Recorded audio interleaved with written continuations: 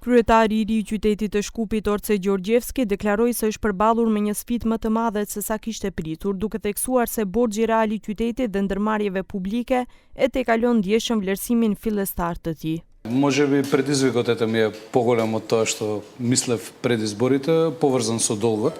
Јас очекував некаде околу 200 милиона да биде долгот евра на градот, ама со јавните претпријатија по нашите пресметки излегува дека над 300 милиона евра ќе биде вкупниот долг, што вака ќе треба посериозен ангажман, но тоа е дополнителен предизвик, како што споменав. Reagoi ish kryetaria e qytetit Danela Arsovska përmes një postimi në Facebook. Ajo e ftoi Gjorgjevskin publikisht i nxjerrë të gjitha të dhënat që i posedon, duke akuzuar për gënjeshtra dhe punësime partijake.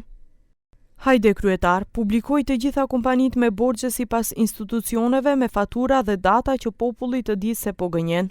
Po ashtu, publiko me emër e mbiemër të gjithë 500 të punësuarit dhe prej kur nuk kanë shkuar në punë që të shihet përsëri se po gënjen. Për 3 vite, për një kafshat bukë, të gjithë ata që shkonin në punë i ke përzën për t'u bërë vend ushtarëve të tu partijak. Pas deklaratave publike të Gjorgjevskit se prokuroria duhet të veprojë sipas informacioneve të dëgjuara për gjendjen në qytet, reagoi edhe prokurori i përgjithshëm shtetëror Ljupço Kocevski. Ai kujtoi kryetarit se nëse posedon prova për krim, detyrimi i tij është i raportojë ato në institucionet kompetente.